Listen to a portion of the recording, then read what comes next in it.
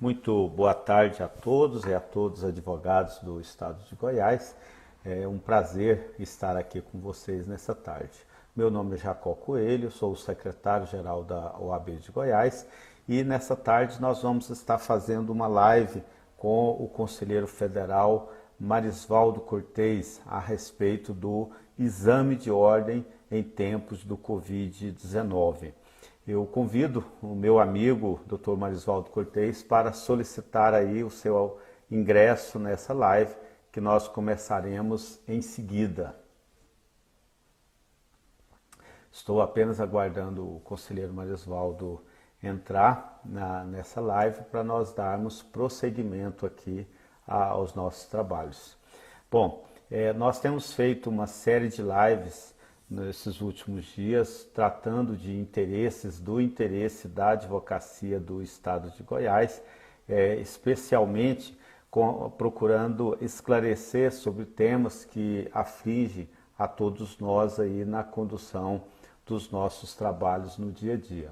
Sem dúvida nenhuma, não são dias fáceis, mas nós já passamos por tantas e tantas situações difíceis que nós fôssemos lembrar aí, certamente não conseguiríamos recordar a todos. Mas advogadas são feitos para lutar aí no seu dia a dia diante dos infortúnios. Então eu agradeço de pronto a todos aqueles que estão nos assistindo nesse momento, nessa live da OAB. Eu só estou aguardando, o conselheiro Marisvaldo já solicitou. Começaremos então a nossa live dessa tarde. Amanhã eu já aviso a todos que nós estaremos. Boa tarde, doutor Marisvaldo Cortez, meu querido conselheiro federal da OAB. Boa tarde, doutor Jacó Coelho, digníssimo secretário-geral da Ordem dos Advogados do Brasil, Seção Goiás. Prazer estar contigo aqui nessa live e vamos trabalhar, vamos ajudar aí a esclarecer um pouco essa nossa dificuldade momentânea em relação ao exame de ordem. À sua disposição, mestre.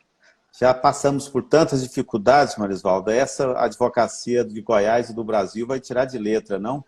Se Deus quiser, e Ele há de querer, viu? Vamos tirar de letra, isso vai ser superado e nós vamos voltar à normalidade o mais breve possível.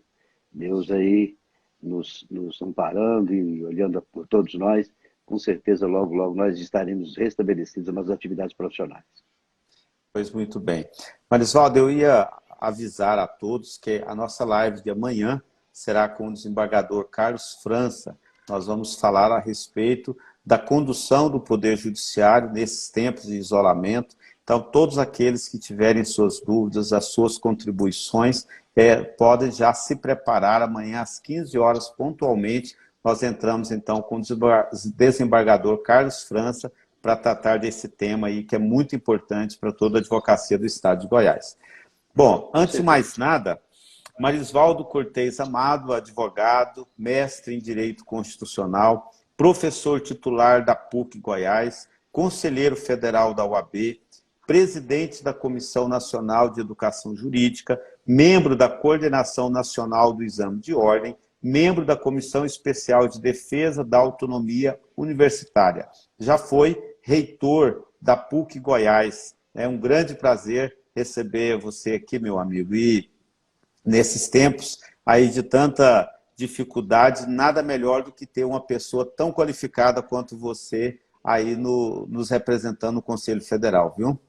Parece que a conexão do Marisvaldo caiu, mas enquanto a conexão do Marisvaldo já restabeleceu, Marisvaldo, a conexão? Restabeleceu.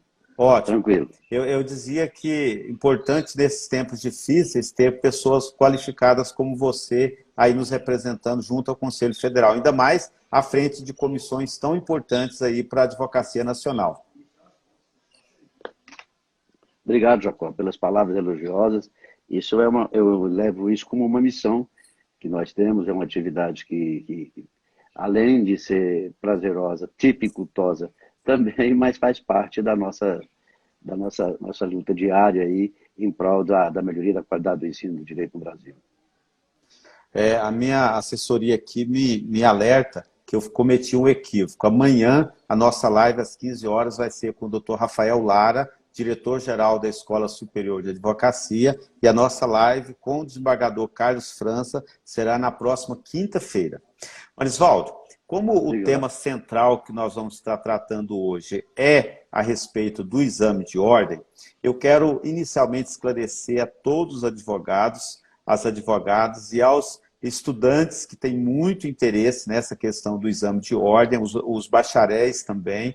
Primeiro, o processo do exame de ordem é extremamente probo, correto, transparente e a tal ponto de que quem faz a coordenação acadêmica do exame de ordem é o ministro do Superior Tribunal de Justiça, Marco Aurélio Belize, que é realizado através da Fundação Getúlio Vargas. Então, esse é o ponto de partida nosso, tamanha a seriedade com que a Ordem dos Advogados do Brasil leva a questão aí do exame de ordem.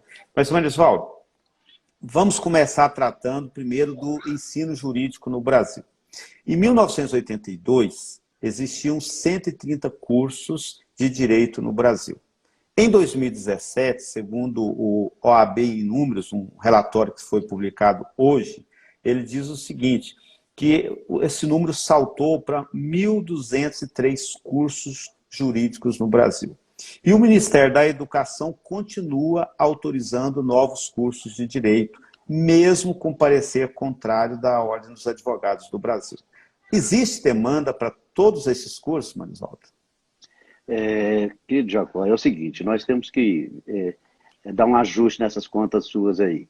Primeiro, Vamos é o lá. seguinte, nós temos hoje próximos a 1.750 cursos autorizados pelo Ministério da Educação. Nós temos quase 400 mil vagas autorizadas para essas instituições a nível de Brasil todo. É claro que não existe demanda. E a prova disso, e muito fácil até da gente trabalhar, é o fato de que as instituições de ensino, aí algumas exceções, mas principalmente utilizando as exceções das instituições públicas federais, 90% das outras instituições privadas não conseguem preencher as vagas que têm. Esse é um dado preocupante. Ou seja, o aluno, o estudante, quando chega para fazer o exame de ordem, ele tem que completar o curso durante os 5 anos, que é o prazo mínimo de conclusão do curso, segundo a diretriz da Resolução 05 de 2018 do CNE. Há uma excepcionalidade, que é aquele fato do estudante estar no 9º, no 10º período, poder fazer o exame de ordem por força de uma decisão judicial ainda vigorante. Então, veja bem, essa instituição teria 200 vagas anuais autorizadas, é um cálculo demonstrativo. Durante os 5 anos, cada vestibular preencheria 200 vagas. Então, ela deveria chegar, na época da realização do exame de ordem, com 1.000 estudantes. Normalmente não chega a 500, 480. Há uma ociosidade, há um não preenchimento de vagas, mesmo para as vagas autorizadas. Hoje é um número, um indicativo assustador, que chega próximo a 50% das vagas que não são preenchidas. Quer dizer, não há justificativa plausível para que o governo, através do Ministério da Educação, possa continuar autorizando o curso de Direito no Brasil. Como se que nós tivéssemos um bar, né, e aí em frente a esse bar é uma faculdade de Direito. Isso é vexatório, e isso aí esbarra principalmente na ausência plena da qualidade de ensino. Ou seja, não há razão para autorização.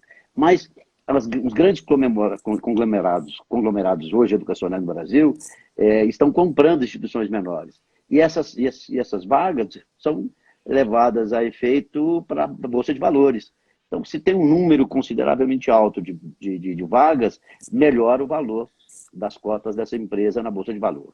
Então, isso é muito ruim para todo mundo, porque a qualidade de ensino praticamente inexiste em quase 50% das instituições. É lamentável. Então, quer dizer que de 2017 para cá foram quase 500 cursos novos autorizados. Quase 500 cursos.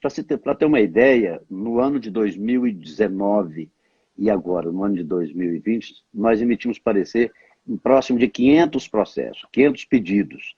A ordem manifestou favoravelmente, e aí não é nenhuma não é vangloriar, mas é porque os critérios, nós temos instrução normativa própria, não preenche os critérios, um deles é a função social que o curso precisa exercer para ser autorizado, segundo a nossa resolução, a nossa instrução normativa, aliás, é de que desses quase 500 cursos, nós emitimos parecer favorável em 2 cursos, em 2 localidades, que realmente havia necessidade social, muito distante de outras instituições, de outras cidades que têm as instituições de ensino superior, e isso não é respeitado. Até porque o nosso parecer ele é opinativo, né? Não é um parecer vinculativo, e deveria de ser. Marisvaldo, eu estava analisando o relatório e, segundo o OAB em números, 86,7% dos cursos de direito estão de instituições de ensino superior privadas. Portanto, somente 13,3% são realizados por instituições públicas. Isso mostra aí, se de um lado as instituições privadas exercem sim um papel social importante, por outro lado você percebe que o governo está encolhido no investimento no ensino público no Brasil. Isso é muito claro. Por quê? Porque as instituições privadas criam, pedem autorização para funcionamento do curso de Direito. É um curso que, engano, né, de muitos educadores, é um curso que, desculpa a expressão, seria ministrado através de cuspigis. Mas não é isso, né? É necessário laboratório, é necessário práticas de atividades simuladas em casos reais, é necessário que o curso tenha uma matriz curricular responsável, uma curricular que tenha minimamente identidade regional ou então nacional. Quer dizer, o que acontece é que você coloca 100 alunos, 80 alunos numa sala de aula, que é improvável uma atividade acadêmica a contento. E isso traz o quê? Isso traz, eu insisto em dizer isso, uma baixíssima qualidade do ensino, baixíssima qualidade do aprendizado, e que vai resultar lá na frente no exame de ordem. Eu estava ainda continuando a análise desse relatório. Todos sabem no Brasil que foi criado pela OAB Nacional um selo chamado Selo OAB Recomenda. Através desse programa da OAB, são examinadas, nós visitamos as instituições através da Comissão de Ensino Jurídico, não é isso? Isso. E em 2018, 1.212 instituições foram avaliadas. Apenas 161 delas, ou seja, 13,3% dos cursos avaliados receberam o selo da OAB, Marisvaldo. Que coisa, hein? Veja bem, o selo OAB Recomenda, ele tem critérios técnicos, ou seja, é preciso preencher determinados passos. Entra aí nesse critério de avaliação o Exame Nacional de Desempenho Educacional, o ENAD, entra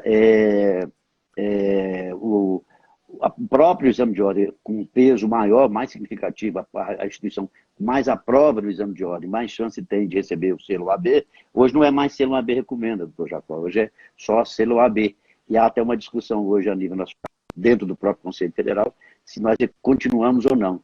Porque a questão do selo OAB...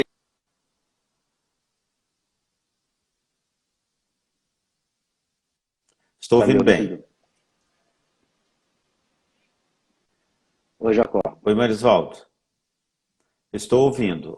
Caiu um pouco a conexão de visual, mas o áudio nós estamos ouvindo.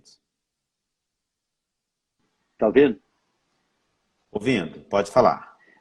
Então, o selo OAB ele foi instituído para ser um instrumento de incentivo às instituições na busca de uma pesquisa no curso de Direito que praticamente não existe, né? Não há uma pesquisa considerável realizada no curso de Direito. Nós temos questões relacionadas ao direito fundamental, às minorias sociais, as questões da baixíssima distribuição de renda, que é uma questão real de direito, que nós temos que estar lutando com relação a isso. Então, o selo ele foi instituído muito mais para dar credibilidade à instituição e dar um incentivo para desenvolver sempre uma qualidade do ensino com mais aperfeiçoamento, com mais lisura, com mais transparência e, acima de tudo, com um produto que possa chegar ao mercado com mais qualidade final.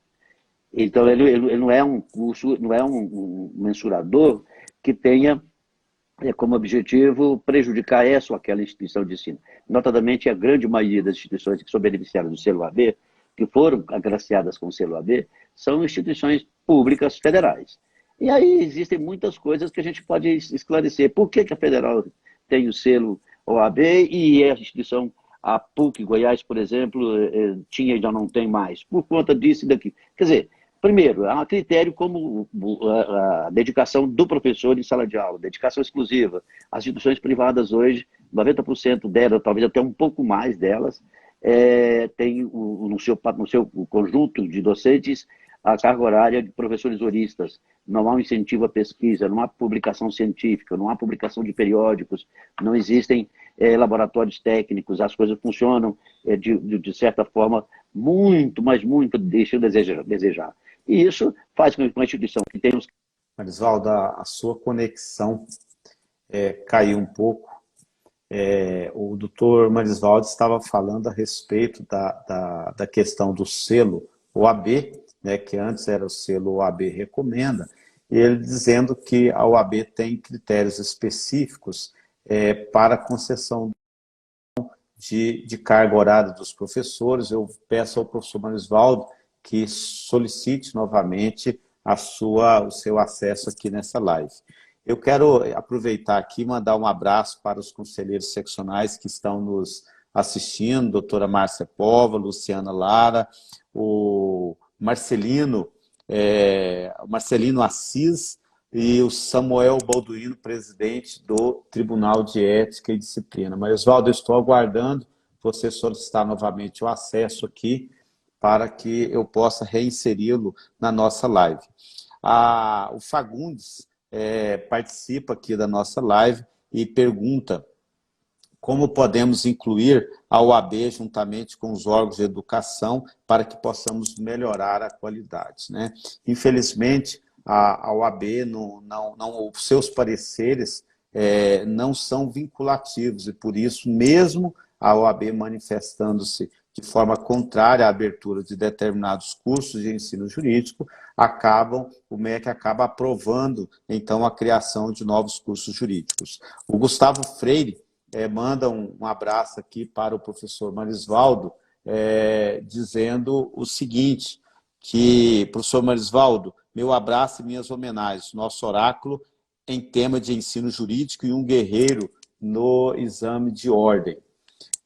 O professor Marisvaldo ainda não conseguiu acesso aqui, eu vou pedir o seguinte, se o Marisvaldo não conseguir fazer o acesso aqui, eu solicito ao professor Rubens, se estiver nos ouvindo, que é o presidente da Comissão de Educação Jurídica, que solicite o acesso aqui para a gente continuar o bate-papo, se o Marisvaldo não entrar aqui.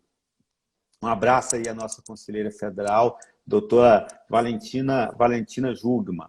Bom, continuando ainda aqui na questão do exame jurídico, enquanto o Marisvaldo não entra aqui na nossa live, o fato é que a OAB tem sido zelosa quanto à questão do ensino jurídico no Brasil e nós falávamos que apenas 13,3% dos cursos avaliados pela OAB ou receberam o selo OAB Recomenda, exatamente devido a essa questão rigorosa que a OAB faz na avaliação dos cursos jurídicos. Deixa eu ver aqui se o professor Marisvaldo conseguiu fazer nova solicitação. Ele informava que estava com certas dificuldades aqui para o ingresso. Então, eu vou fazer o seguinte, considerando aqui que o doutor Rafael Lara acaba de entrar aqui, deixo o meu abraço a toda a gestão. Ansioso pelo retorno do nosso grande conselheiro federal, Marisvaldo. O Marisvaldo, nesse tempo de pandemia, ele está ficando aqui em Urutaí. Mas, meus amigos, eu vou, então, interromper essa live para tentar restabelecer e voltamos em questão de 2 ou 3 minutos, ok? 1 minuto só.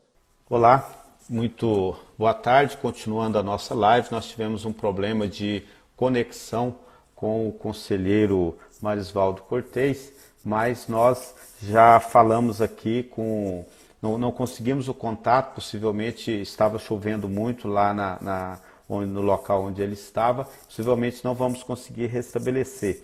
Eu convidei rapidamente o professor Rubens, que é o vice-presidente da Comissão de Exame de Ordem da OAB de Goiás, para continuar conosco essa live. Ele já vai estar acessando para que nós consigamos aqui, então, continuar essa live. Professor Rubens, por gentileza, solicite aí o seu acesso para que nós consigamos, então, dar sequência aqui na nossa live.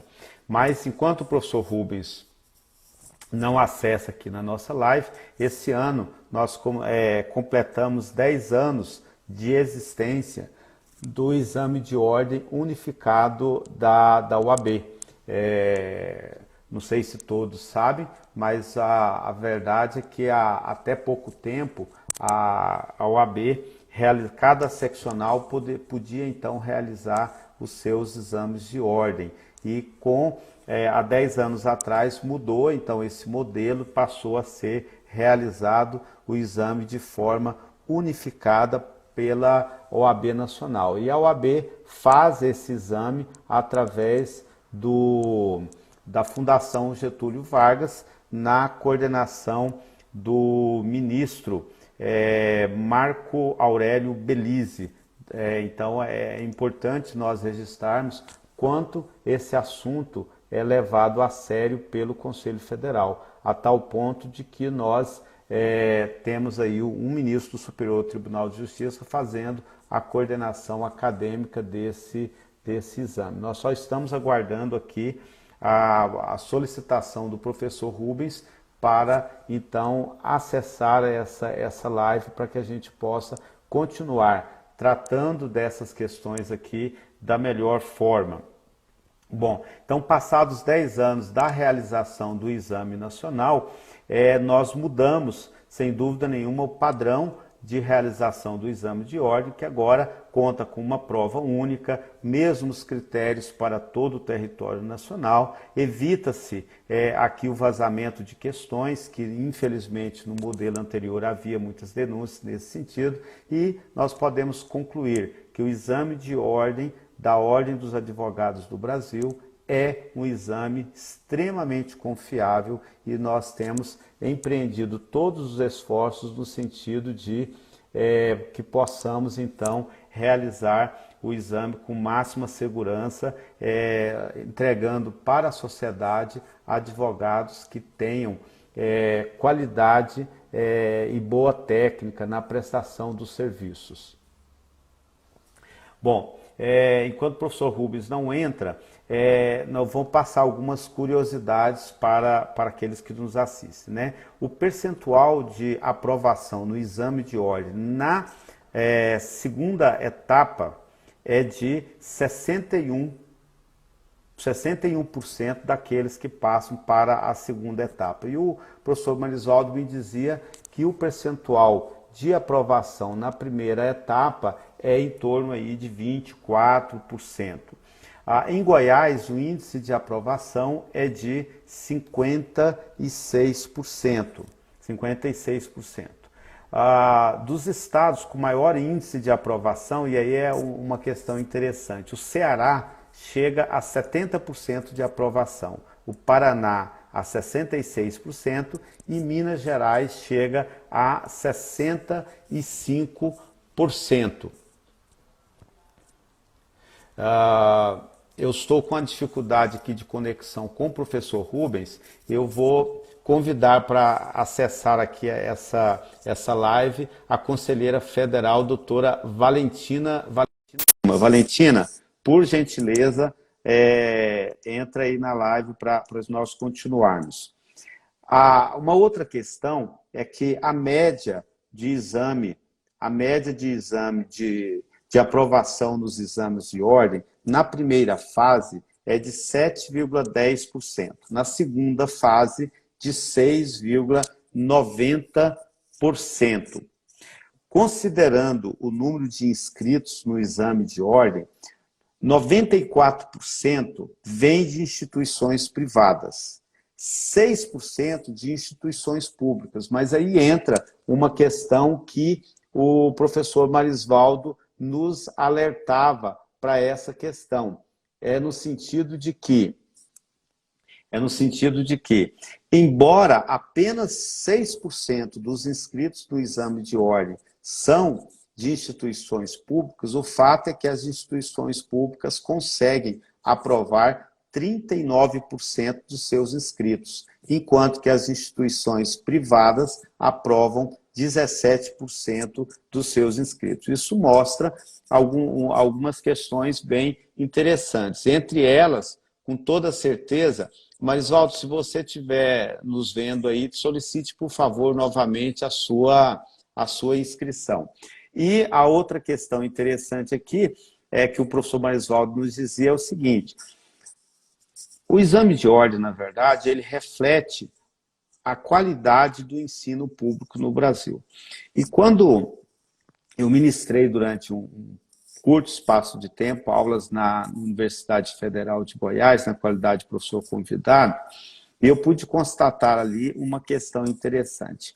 O aluno que ingressa no ensino público, ele acaba se preparando mais e, portanto, chega à instituição com mais preparo para o ensino superior. Enquanto que o aluno privado, que em geral estuda em colégios públicos e vai, depois do vestibular, para instituições privadas, ele acaba não tendo a condição do mesmo preparo. Isso se reflete diretamente após a conclusão do curso aqui na questão do exame de ordem. Então, são dados que nós vamos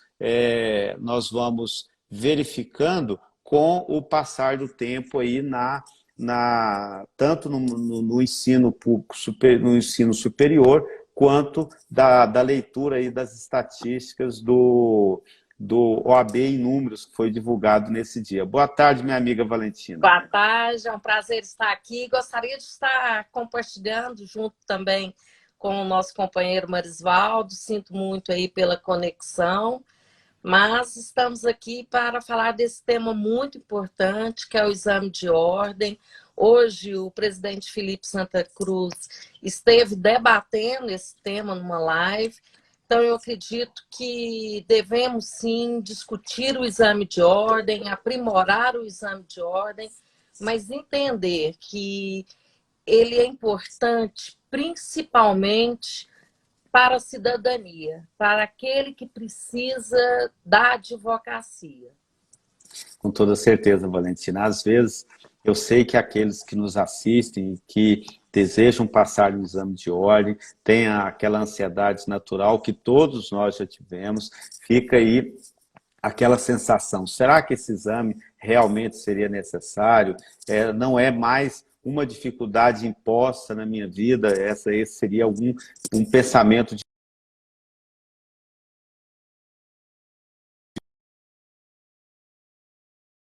Saber se é... Não é. Oi, Valentina, você está ouvindo? Oi, eu estou te ouvindo. Ok. O fato é que o exame de ordem é necessário porque, acima de tudo, ele mede a qualidade dos advogados que vão exercer aí o seu munus público, como diz o nosso presidente, ao final e ao cabo, em prol da sociedade, não é isso? Olha, hoje o presidente Felipe disse isso, o próprio ministro que participa coordenando o exame de ordem, que, na verdade, o exame de ordem ele é necessário em decorrência da fragilidade do ensino jurídico. Então, como hoje nós temos aí um número imenso de instituições que conseguiram, né, oferecer o curso de direito, mas talvez um curso que ainda é muito incipiente para a realidade profissional da advocacia. Então, o exame de ordem ele faz justamente isso, é verificar aqueles que realmente, né, estão preparados para exercer a advocacia. Você sabe, Jacó, e todos nós que militamos, que a advocacia não é uma profissão simples. né? Eu já dizia, não é uma profissão para covardes, mas mais do que isso, né? Além de você ter coragem, você tem que ter o conhecimento, você tem que entender do direito, sob pena de você prejudicar o seu cliente.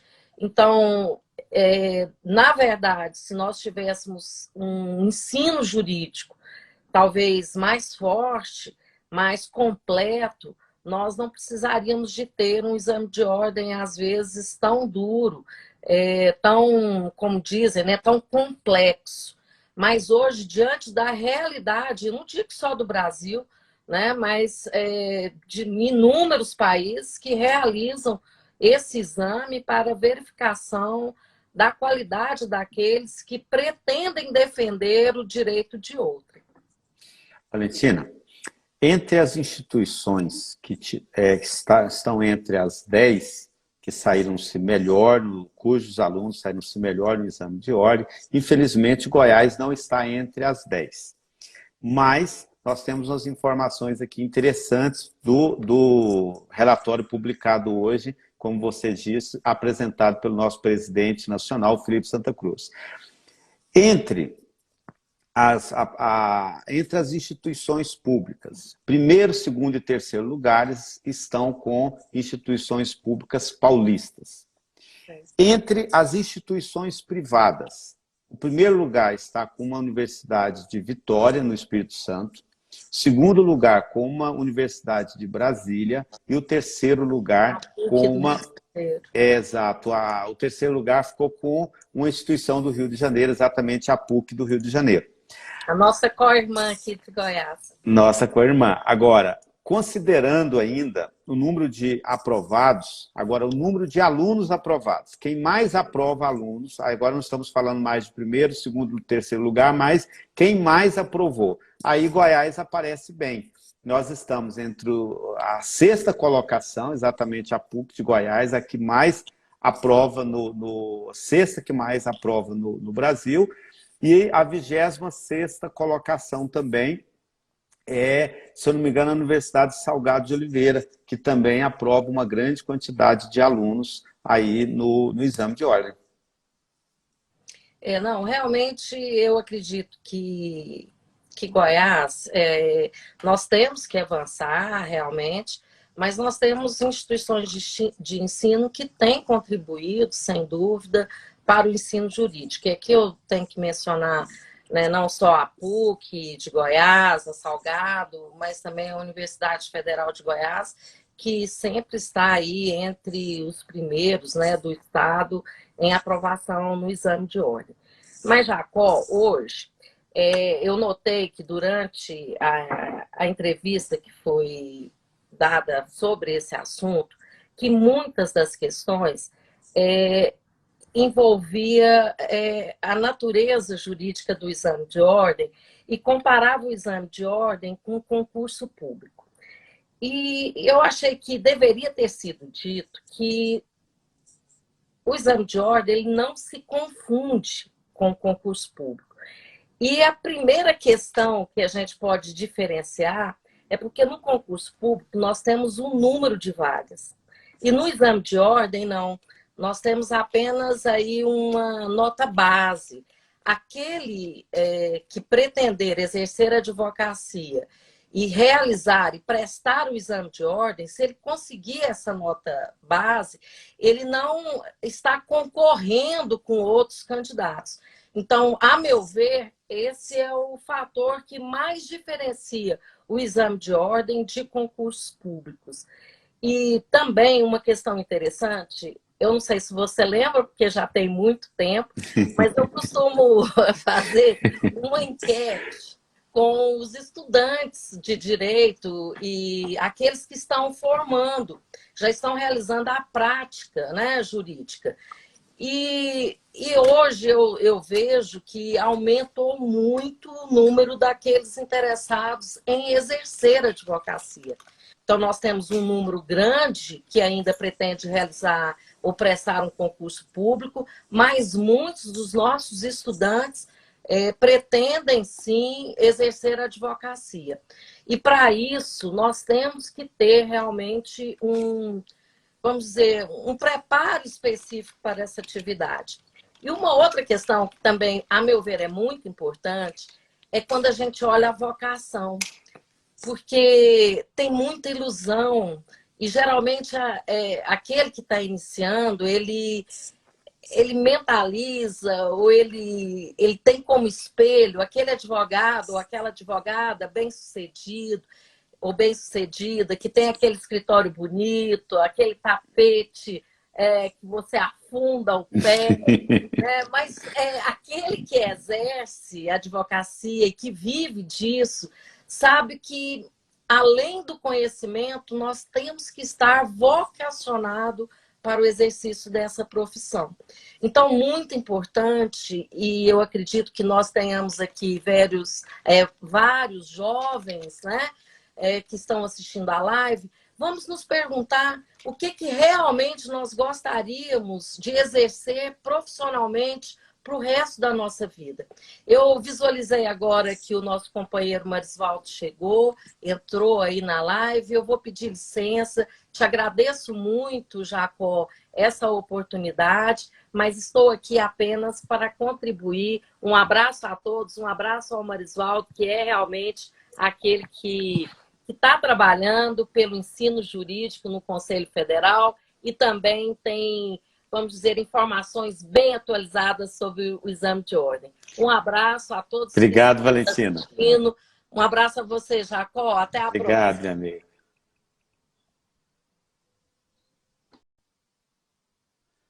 Ver se o Marisvaldo consegue entrar aqui, já deu certo. Bom, enquanto o Marisvaldo adentra aqui a nossa live, nós dizíamos o seguinte, que entre as instituições de ensino que mais se destacaram no Brasil, nós temos o 6º e o 26º lugar em maior número de aprovações de candidatos no exame de ordem. Uma outra questão que bate bem com isso que a Valentina está falando, que é a importância que se tem de que as pessoas que vão realizar o exame de ordem, pretendem se tornar advogados, entendam a sua vocação, de fato, para exercer a advocacia. Isso talvez seja dos fatores mais importantes do que, de fato, o exercício de simplesmente se passar no exame de ordem, porque, afinal de contas, o que nós fazemos no dia a dia é mais do que exercer um trabalho, é uma vocação, é aquilo que nós fazemos enquanto advogados.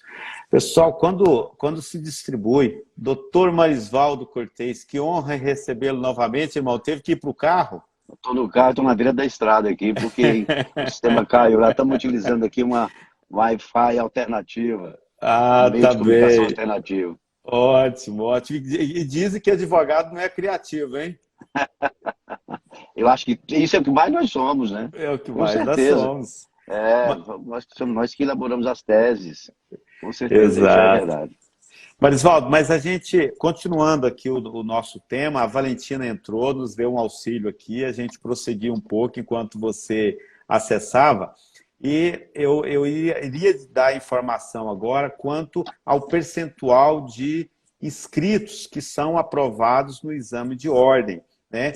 Nós temos o seguinte, 40% são aprovados no primeiro exame de ordem, 22% são aprovados no segundo exame de ordem, 13% são aprovados no terceiro. Portanto, colegas que se inscreveram, 75% deles passaram até o seu terceiro exame de ordem. Exatamente. O que acontece é o seguinte, o exame de ordem ele tem 2 critérios de avaliação. Primeiro, nós temos dados dos estudantes que se inscrevem, dos examinantes que se inscrevem ainda na primeira fase. Esse número, eu dou um exemplo para você, a média dos últimos 6 exames é de 123 mil candidatos por certame. Desses 123 mil, suponhamos que 120, 118 submetem ao exame na sua primeira fase. Desses 120 mil, pouco mais de 50%, 60%, não chega a 60%, vão para a segunda fase. Esse número cai, então, de 120 para 60 mil, 55 mil postulantes. Na segunda fase, esses 55 mil conseguem êxito em torno de 24%, 25% de aprovação no geral. O cálculo que é feito, ele obedece dois critérios. O primeiro, com relação ao quanto de inscritos no certame como um todo, desde a primeira fase. E segundo, o cálculo você vai encontrar, por exemplo, 60% passou no exame de ordem, mas 60% que foi para a segunda fase. Não é os 60% do total que foi inscritos. Aí dá uma possibilidade de recadastrar e fazer a segunda fase, que é o Conselho Federal há 4 exames vem adotando esse critério. Ele tem a chance de não repetir a primeira fase, vai para a segunda fase, aí esse número cresce. E você tem a aprovação da segunda fase desse índice consideravelmente bom, e aí aqueles que vão para, nós chamamos no Conselho uma espécie de repescagem, ele vai para a segunda fase, o índice diminui, até porque deixa de estudar, às vezes não prepara mais, não frequenta, às vezes for a instituição de ensino, a faculdade e tal, e não tem seguramente uma preparação mais adequada. E aí esse número também tem muita desistência. É por isso que há esse decréscimo do segundo e do terceiro. E no quarto e no quinto já há uma desistência enorme, né? Já o número de desistentes que não mais realizam o exame de ordem também é alto, muito alto, consideravelmente alto. Marisvaldo, vamos lá. Quais são os alunos, quando vão fazer a sua inscrição no exame de ordem, eles escolhem uma área para a segunda fase, não é isso? Isso. Quais são as áreas em que há o maior número o percentual de aprovação? Direito constitucional. Segundo o levantamento que nós temos, o direito constitucional é o que mais aprova na segunda fase.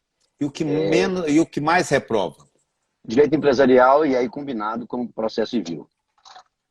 É o que mais reprovam. O que precisa ser dito também, Jacó, é o seguinte: há uma discussão em que leva-se em conta que o exame de ordem é um exame muito difícil, um exame que, para muitos, inclusive alguns blogueiros, que o exame foi criado para não aprovar. Isso não é verdade, isso não representa a verdade.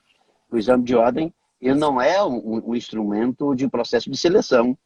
O estudante, o examinando, ele não concorre com ninguém, concorre com ele mesmo.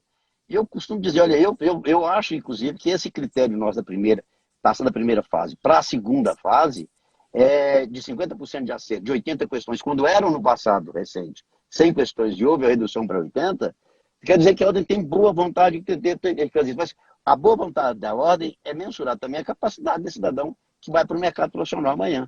Então, o que acontece, efetivamente, é que nós não temos um instrumento que nós pudéssemos fiscalizar as instituições de ensino. Cobrar da instituição de ensino um ensino sério, um ensino responsável e que fizesse com que o estudante não sofresse um estelionato educacional. Esse é o grande problema, porque paga por um ensino, principalmente das instituições privadas, e não recebe esse ensino de qualidade e depois fica aí achando que o exame é um processo como se fosse um concurso público. E não é, né? Ele é um processo onde o estudante concorre com ele mesmo, aceitando 50%, e depois ele tem a opção de escolher o que ele vai fazer, qual a disciplina que ele vai fazer na segunda fase, que é uma prova dissertativa, que tem 3 questões que são questões objetivas, e uma dissertativa que normalmente é um caso, né? Um caso que a ordem dá todo enunciado, depois vem para uma avaliação geral. Marisvaldo, para aqueles que nos assistem aí, haverá a inclusão de novas disciplinas no exame de ordem? Não. E veja bem, Jacó, essa é uma discussão que também tem sido travada em cursinhos preparatórios e tudo mais. A Resolução 05 de 2018, ela concedeu um prazo de até 2 anos para que as instituições de ensino adequassem as novas diretrizes curriculares para que pudesse ser implementado na matriz curricular daquela instituição. Reservado e resguardado também algumas peculiaridades locais, regionais, como, por exemplo, uma disciplina agora que tem que chamar de direito marítimo. Em Goiás não vai ter direito marítimo, no Mato Grosso não vai ter direito marítimo, né? Então, resguardado a sua localidade, a sua regionalização. Então, não é possível adequar isso, mudar isso agora, até porque ainda não tem um processo de maturação dessas disciplinas nesses cursos, e cobrar conteúdo aonde seguramente instituições de ensino não ministraram é prejudicial ao examinando, e a ordem não fará isso de sorte alguma. E questões, vai aumentar o número de questões? Olha, com muita luta, a Comissão Nacional de Educação Jurídica e o Conselho Federal, na pessoa do então presidente Cláudio Lamáquia, nós conseguimos inserir na Resolução 05 de 2018 do CNE disciplinas importantíssimas do mercado da atividade profissional do dia a dia. Por exemplo, direito previdenciário, direito eleitoral, direito da criança e do adolescente, que são, a partir de 2018, tem até 2 anos para ser, tem um prazo de até 2 anos para serem implementadas, e que a partir de 2020 terão obrigatoriamente de compor a matriz curricular. Como também mediação, e aí são 4, 5 disciplinas importantíssimas que vão integrar. Então, isso poderia guiar uma discussão, há uma movimentação, que é uma falácia, de que a ordem vai aumentar de 80 para 100 questões novamente para contemplar essas novas disciplinas. Isso não está em discussão, isso não tem, nesse momento, nenhuma chance de ocorrer. Ok.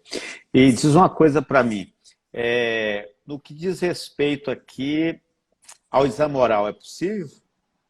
Está no radar? Não está no radar, não. Está no radar, não. Isso aí são aqueles que acham que a ordem tem... Claro que existe, sim, algumas vocações, alguma vontade de um ou outro, inclusive dentro do próprio Conselho Federal, de algum conselho, de algum conselheiro, que a ordem endureça ainda mais o exame de ordem. Eu não acho que o exame de ordem ele é um exame de ordem duro, que ele vise a reprovar e não aprovar. Isso não é verdade. Agora, a fazer o exame de ordem, com certeza, criar a possibilidade de exame oral, eu não vejo a menor chance disso acontecer. Até pelo que nós estamos comunicando hoje, né? Vi aqui agora uma live, e é muito, muito difícil você fazer uma avaliação oral, por exemplo, com 30 mil candidatos. Isso é inexequível. Marisvaldo, registrando aqui Gustavo Freire, seu aluno, professor Marisvaldo, meu abraço, minhas homenagens. Muito obrigado. Nosso oráculo em tema de ensino jurídico e um guerreiro no exame de ordem. Obrigado, Gustavo. Muito obrigado. E a Valentina coloca uma questão aqui. E o exame virtual? Esse exame virtual, veja bem, nós temos uma bandeira, eu acho que é uma bandeira de longa data, em favor do ensino presencial, que já é extremamente deficitário, viu, Jacó? Extremamente deficitário. Eu costumo dizer sempre, não tenho medo de repetir o que vou dizer agora, o que se pratica, na verdade, hoje é um pacto sinistro do fingimento. Esse pacto sinistro do fingimento, as instituições de ensino, através de alguns professores, alguns pouquíssimos professores,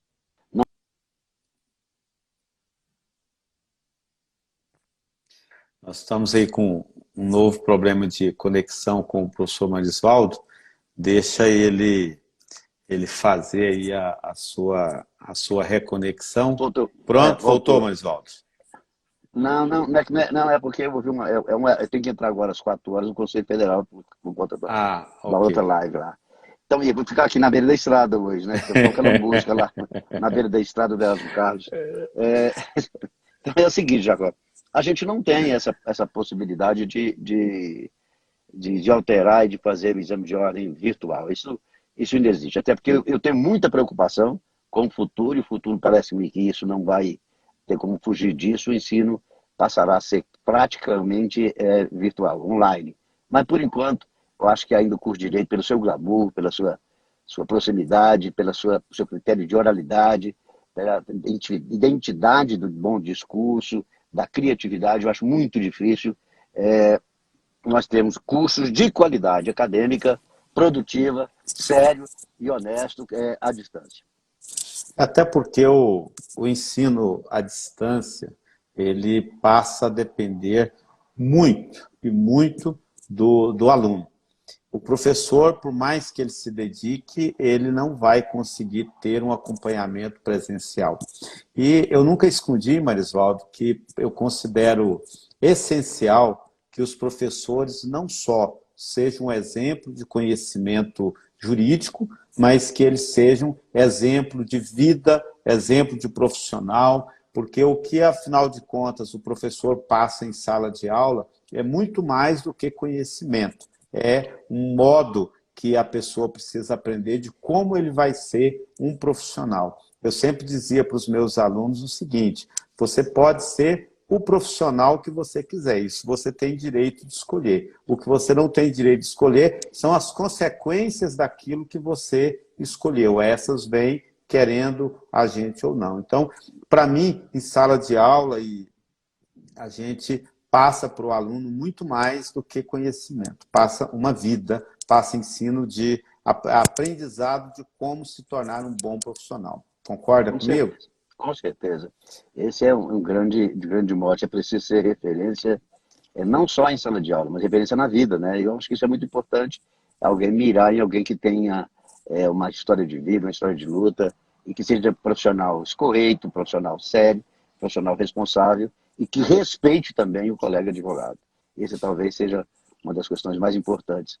Não achar que um é melhor do que o outro e o outro é pior do que o outro. Não, acho que todos nós temos a capacidade de desenvolver um trabalho com competência e qualidade. E aqui o Gustavo Freire, que participou conosco aqui em 2 oportunidades, a quem eu agradeço pela participação. Aproveito para registrar a participação do Pablo Silva e da Fernanda Portela, né, e agradeço mais uma vez aí a participação da Valentina, do Dielber, diretor da ESA, e do professor Carlos André. Eu concordo contigo, Marisvaldo, e registro que estou falando com o meu professor. Estava falando agora há pouco com a minha professora Valentina. Claro que eles eram praticamente Jacó, meninos quando foram meus isso quer dizer agora, professores. não compromete a idade nossa, não.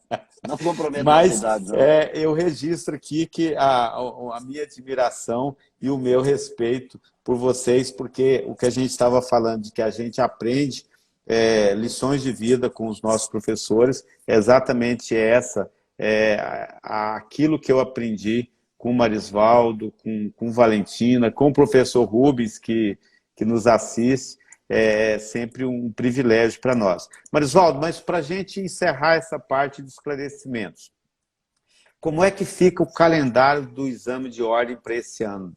Complicado esse ano, hein? Em razão desse inusitado, né, esse não querido estado que nós estamos vivendo, essa pandemia do Covid-19, todos os prazos estão suspensos, inclusive a segunda fase do exame, que não foi concluído, está suspenso. Havia uma previsão inicial de que essa segunda fase poderia acontecer agora no próximo dia 31 de maio, mas eu vejo isso com muita dificuldade, não há como montar essa logística para o dia 31. Embora a gente possa tentar, né, ver se voltar antes, todos nós rezando para que isso aconteça, que todo mundo tenha saúde, mas vamos aguardar os acontecimentos. Por enquanto, não existe calendário, o calendário nosso está todo suspenso, tanto dos próximos exames, como desse agora, que é a conclusão do exame vigente, que falta só a segunda fase. Jacó, eu queria só fazer uma resposta que eu li aqui, Claro. Alguém me perguntando se vai ter a segunda fase, né, e se essa segunda fase acontece ainda nesse exercício. Não. A resposta, estou dizendo agora, é essa mesmo. Nós não temos notícia de quando poderá acontecer, até por razões de responsabilidade social. Agora, assim que for restabelecida a ordem, imediatamente, através da Coordenação Nacional do Exame de Ordem, irá designar a data para isso. Mas, por enquanto, tudo está suspenso. Marisvaldo, teve um comentário aqui que não constou quem fez o comentário, mas ele é o seguinte: para nós, quarentões, a EAD 100% no direito é uma utopia, mas para os jovens será muito normal. Alguém ainda defende o uso da máquina de datilografia? Olha, é um tanto quanto charmoso lembrar da máquina de datilografia. Eu, pelo menos, trabalhei algumas noites redigindo a petição, já na 10ª lauda, tinha que acrescentar uma jurisprudência que não conseguia descobrir, tinha que fazer tudo e fazer tudo outra vez, porque não tinha hoje o cola e copia, né? Não tinha um cola e copia. Eu não tenho nada contra, não, eu sou favorável, eu não acho que não tem nada contra, não. Eu só acho que, veja bem, o que nós temos no direito, e aí não é só Jacó, a questão do glamour. O que nós temos no direito é a questão da pessoalidade, da visualização, é do tese do convencimento. Veja bem, imagine um tribunal do júri sendo realizado via uma live. Coisa mais fria, né? Coisa mais sem sentido. Quer dizer, a juventude pode acostumar com isso, eu acho que a juventude vai dar conta disso, mas, para mim, eu acho que isso não vai fazer com que haja uma efetiva qualidade do profissional, e muito menos ele terá, na minha ótica, a possibilidade de exercer essa profissão tão charmosa que nós temos, tão glamourosa que nós temos, de tanta criatividade, de tanta responsabilidade, e isso será, talvez, não seja dessa maneira que eu estou dizendo, mas pode ser que aconteça de outra sorte.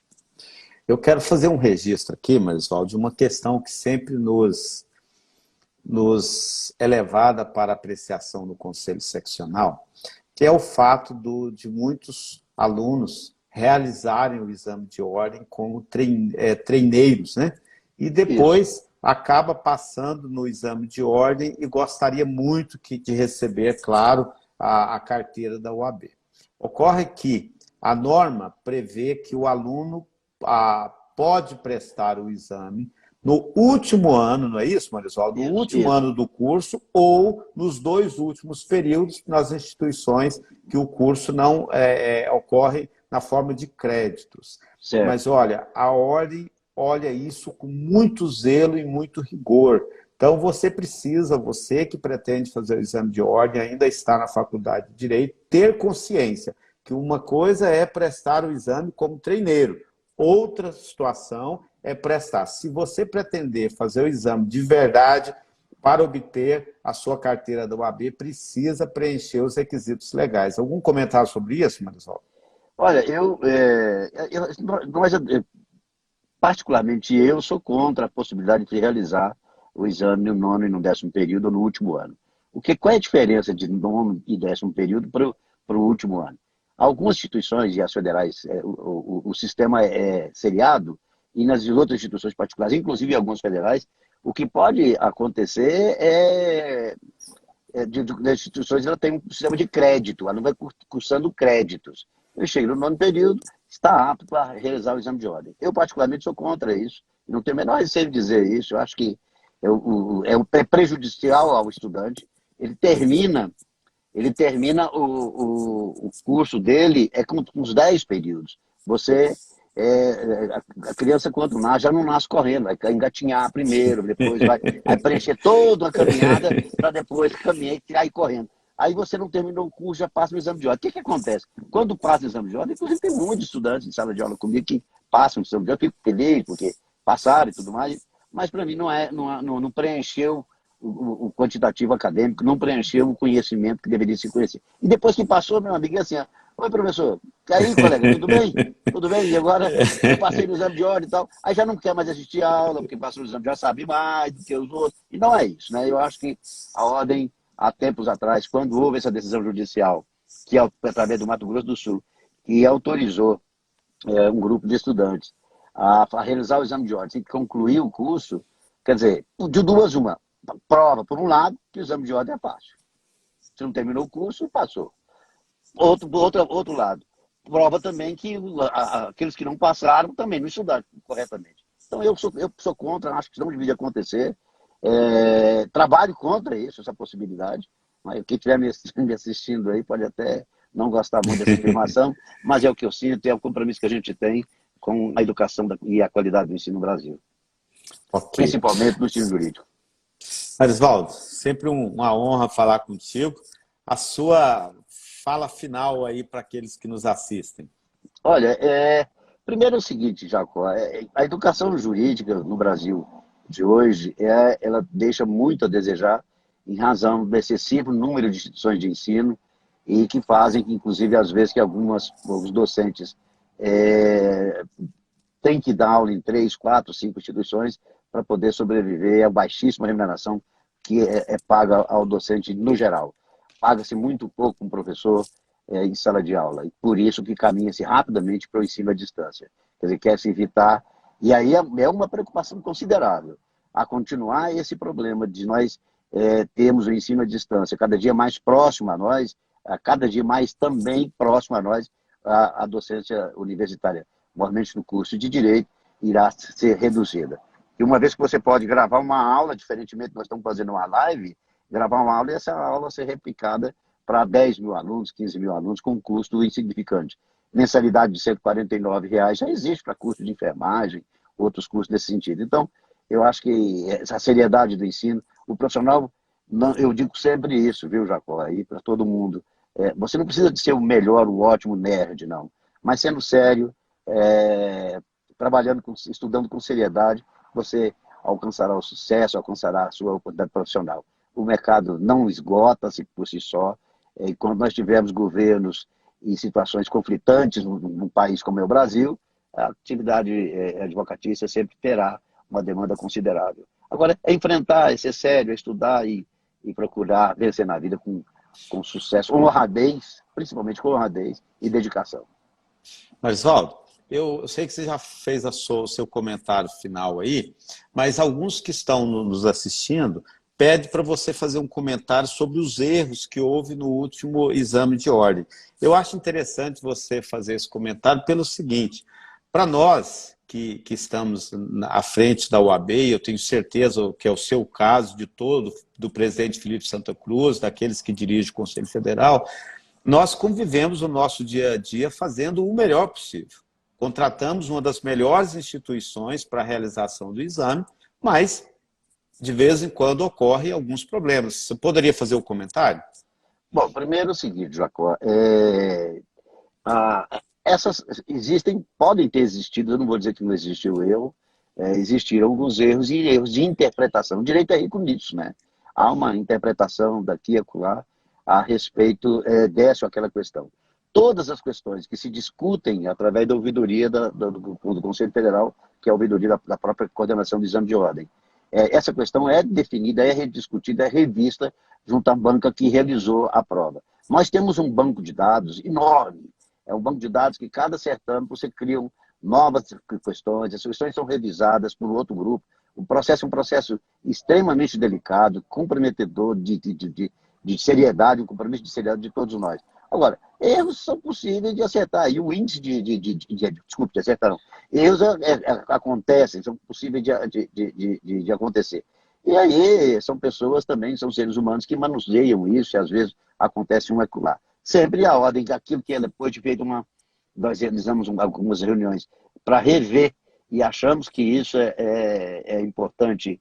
A revisão, a ordem volta atrás, corrige e tal, mas o índice de erros é insignificante dado o tamanho que é o certame. É só para lembrar, o certame de exame de ordem, que é um processo, não é seletivo, é o maior certame de avaliação da América Latina. Não tem nada igual ao exame de ordem. É uma logística enorme, é uma porção de situações. Agora, não é possível a gente entender que não vai ter erro. Agora, veja bem, é um negócio interessante. Eu fiquei por uma questão. Quantas questões você acertou? 38. Qual você não acertou? Porque as outras... Uma está errado, você fala, porque o professor do curso diz que ela está errada. Nós submetemos uma banca que é presidida pelo ministro do STJ. Ele vai fazer uma avaliação coletiva. A ordem tem os seus representantes, que são advogados do dia a dia, que fazem avaliação, e são professores também. E aí isso passa por um processo de discussão. Essa discussão leva à possibilidade de anular a questão ou não anular. Então, quando não anula, e aí alguns alunos vão ao Poder Judiciário, batem no Poder Judiciário, e até agora não houve uma decisão terminativa que determinasse que a ordem...